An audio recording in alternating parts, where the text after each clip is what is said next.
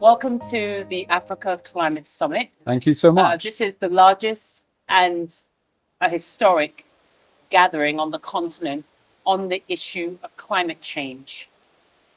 I'd like you to introduce yourself and explain why your country has led a delegation to this summit. Thank you. My name is Mattias Frumerie. I'm the Swedish climate ambassador here together with my minister, Romina Pourmokhtari, to support the outcomes of and the approach of this summit. And we really commend President Ruto for bringing his colleagues together and all these colleagues from African countries to highlight what we see as the opportunities in climate action and how that contributes to jobs and growth across the continent. Okay, thank you for that.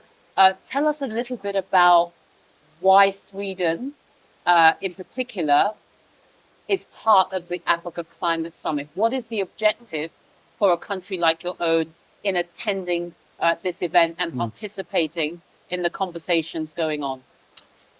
Climate change and climate action obviously is a global concern and something which we all need to work with. We tend to say in Sweden that all countries need to do more, including ourselves. And we do believe that we have experiences to share with countries globally.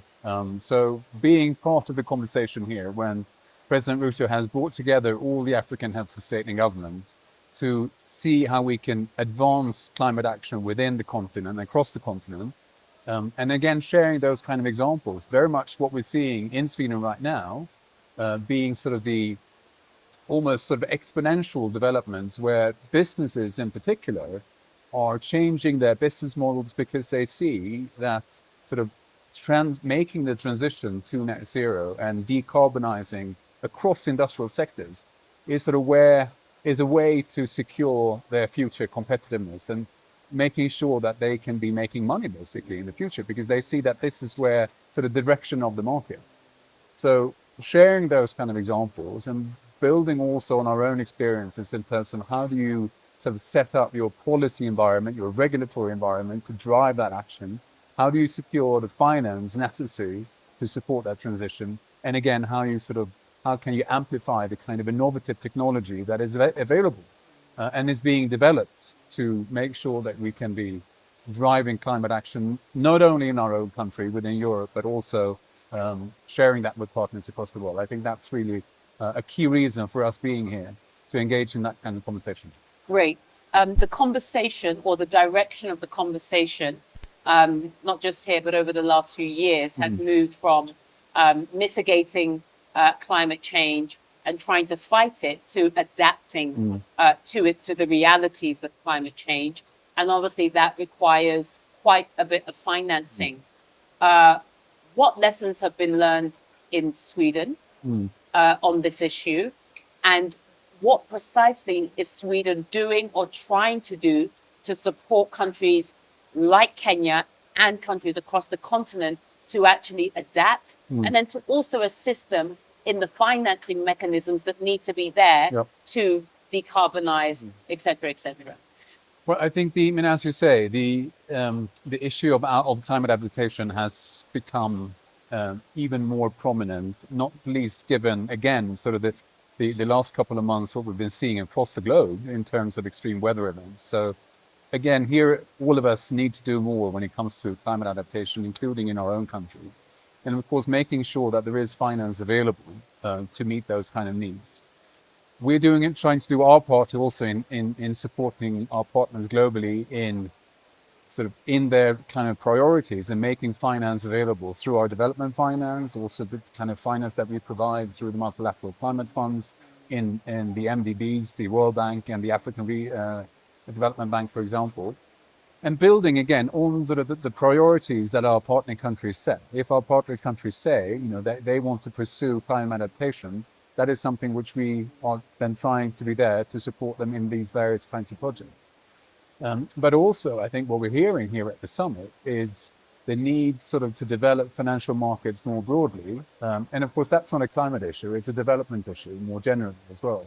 So how can we, through our development finance, be supporting our partner countries in building that kind of capacity and building the financial markets which eventually and hopefully will attract the kind of investment necessary to make the transition to net zero economies. And of course, speaking both to adaptation, but also sort of to the wider climate action, including mitigation agenda as well. Thank you so much. Final question. All of this is about people. All of this is about saving people, protecting the environment, and enabling people to still have a livelihood, um, even with the challenges, the enormous challenge of climate change. What is your message to ordinary people? I mean, as you can see, thousands of people have turned up, and for many ordinary citizens, not just here in Kenya, but across the continent, they may be asking, how is this relevant to me? Why is this summit relevant to me? What is your message for ordinary people? That we can all do our parts, in our private lives, us as customers, as individuals, we can all see how can I contribute as a consumer, but also making your voice heard in terms of in relation to your elected politicians, in relation to companies that you buy your goods from, the kind raising your voice and creating those kind of expectations. What kind of goods and services do you want to purchase to make sure that by making your voice heard also sort of ours is supporting that kind of direction of travel and making the change happen across the various types of societal actors. So I think civil society actors, youth actors have a very strong role to play also in keeping, all of us who are working within government, keeping us on our toes as well, to make sure that we deliver on the kind of commitments that governments have agreed to within the Paris Agreement, for example. So I think, everyone can play their part. We shouldn't sort of burden ourselves in terms of, making choices that are not necessary to be made, but we can all play our part. And there are opportunities in this. And I had the privilege just earlier today to be visiting with a number of projects that the Swedish Embassy is supporting here in Kenya, and seeing the kind of entrepreneurship, the kind of energy, and the kind of changes that these kind of projects are contributing to for people living in rural areas. I think it was such a great example to see how each and every individual can make that change once you sort of set your sights on it. Awesome. Thank you so much for your time. Thank you. And I look forward to hearing more from you perhaps in the future around what Sweden is doing on the issue of climate change, and in particular here in Africa. Thank you. Thank you so much for having us.